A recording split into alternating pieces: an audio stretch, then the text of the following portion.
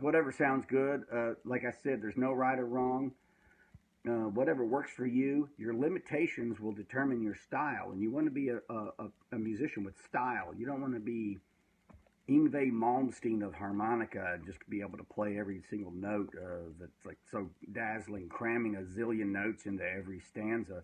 It's like you want to have some limitations. You want to do it your way. You might want to do the tongue thing and wag your hand around. I mean, who knows?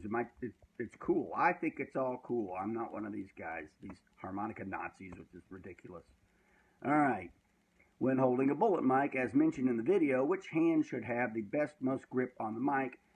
The hand holding the harmonica or the effects hand? I do understand and get the idea of creating a pocket or a space for it, though. Well, the effects hand, I wouldn't necessarily say that that's even necessary. I mean, you can open and close your hand for kind of bass to give a kind of a low-end bass or a high-end treble.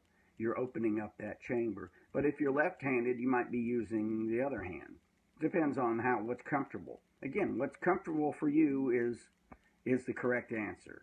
But yeah, you can get, even if you don't do the tremolo with the hand, just opening it up and clamping it down is going to give it tone, and you'll be able to milk different. You'll be able to make it sound more interesting.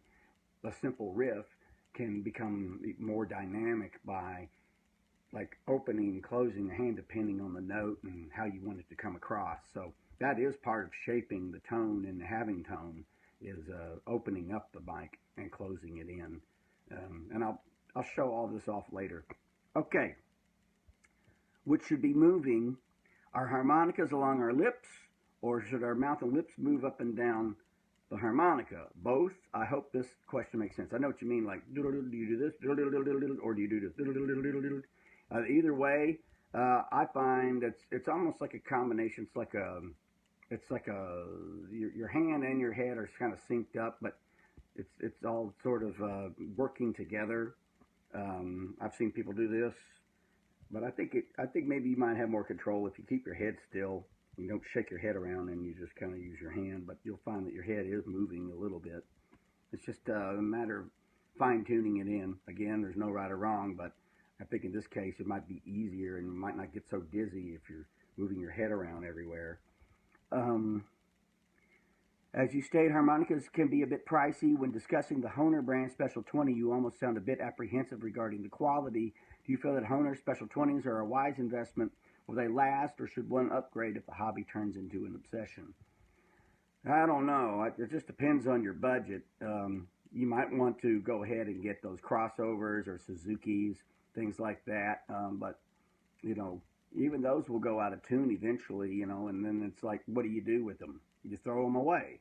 So I just assume go with Special 20s because they're not as expensive, and they seem to nowadays be of better quality than they were when I first started messing around with them. And years ago when they first came out, I didn't think they were very good.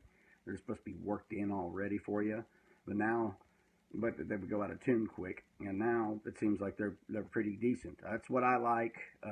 Lee Oscars are good too, but sometimes you'll get some where the notes or the reeds are too rigid and they don't want to bend on you. Special 20s seem to be the best for your buck. Just my opinion. But if you want to upgrade to the crossovers and all that stuff and spend a bunch of money, just know that they're going to go out of tune too. And when you throw them away, you're throwing away like $80 instead of frickin' $40, which is, either way, it's too much money for a disposable instrument. Shame on you, harmonica industry. All right, talk to y'all later. Thank you.